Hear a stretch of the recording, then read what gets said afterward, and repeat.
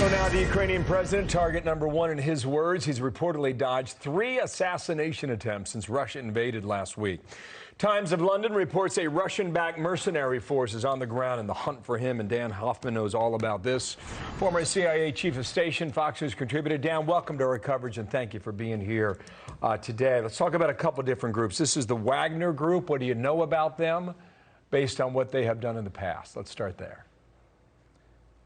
So the Wagner Group established years ago mercenaries, not directly attributable to the Kremlin, but they're financed by Yevgeny Prigozhin, who runs that internet research agency that interfered in the U.S. elections and was disclosed by the Mueller investigation. It gives Vladimir Putin a little bit of non-attribution, even though we know that he's really running the show when it comes to these guys. They've been very active in the Middle East as well as North Africa, and now they're in Ukraine hunting for President Zelenskyy. How good are Zelensky's people? I mean, it seems remarkable that he was able to have a press conference yesterday. He popped up on camera several times yesterday. So they're good. I have no doubt that Russia infiltrated Ukraine weeks, maybe even months before their invasion with the Wagner Group, with Chechen mercenaries to try to find Zelenskyy. But what Zelensky's team has done, his intelligence officers and his security, now they've made keeping him alive obviously their highest priority, and they're able to detect the threats. They're conducting human operations.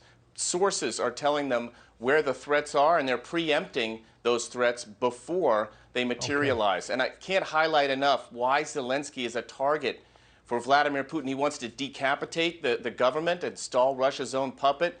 He knows that Zelenskyy is mobilizing international support, roughly $15 billion worth of that already making its way to Ukraine. And secondly, Vladimir Putin's trying to own the information space.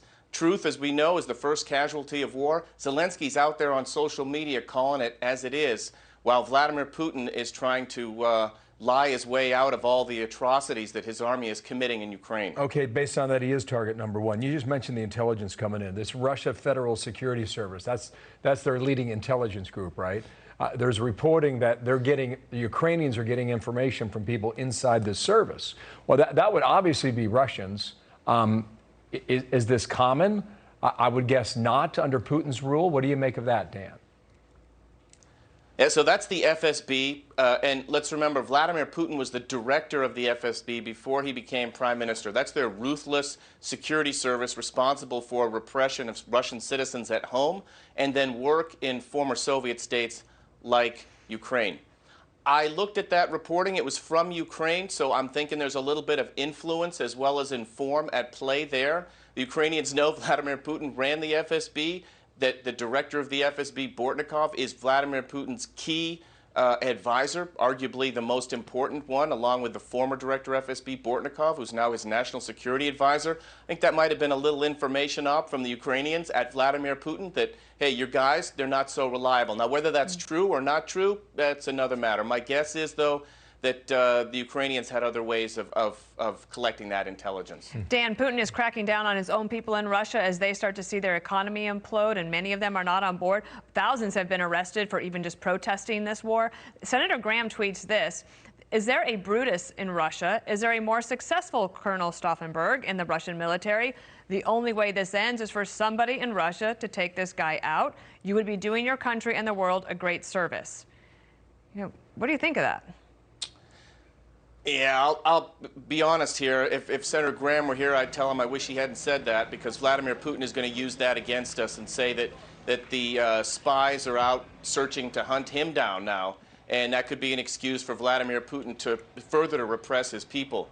What I would say, and it's a nuance here, but what I would say is that this ends when the Russian military stops taking orders from the KGB operative in the Kremlin, Vladimir Putin, when they decide that they can no longer commit war crimes against innocent Ukrainian civilians. That's when this stops.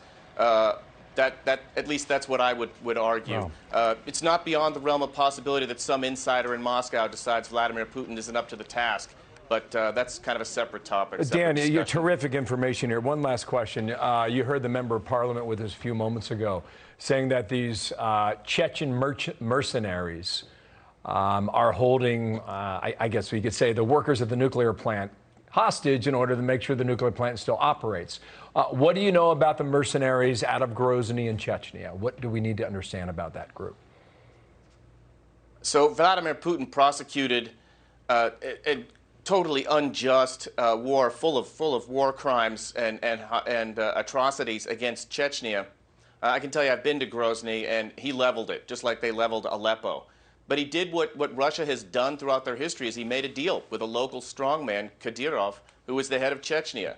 And in return for giving Chechnya some degree of autonomy and economic freedom, Kadyrov's mercenaries are at Putin's beck and call. And when Putin needs to send some hitmen someplace to go fight, whether it's Syria or in Ukraine, Kadyrov's guys go ahead and do that. It gives Putin a little bit of a degree of non-attribution. He could say that, this wasn't me, these are Chechens, and that might, suit Vladimir Putin. But we all know the truth. Vladimir Putin is just a purveyor of lies and disinformation. And this is what, tragically Ukraine is up against. Unimaginable that Chechens would be holding Ukrainian scientists hostage at gunpoint at a nuclear power plant that Russia attacked. I can tell you that in our military, and I served in war zones, we'd put a big red line around civilian infrastructure, nuclear power plants. We would advise our U.S. military of these places so that we'd be sure not to conduct strikes against these places. And Russia is doing it deliberately. Sure are. Dan Hoffman, thank you so much. Terrific. Thank you, Dan.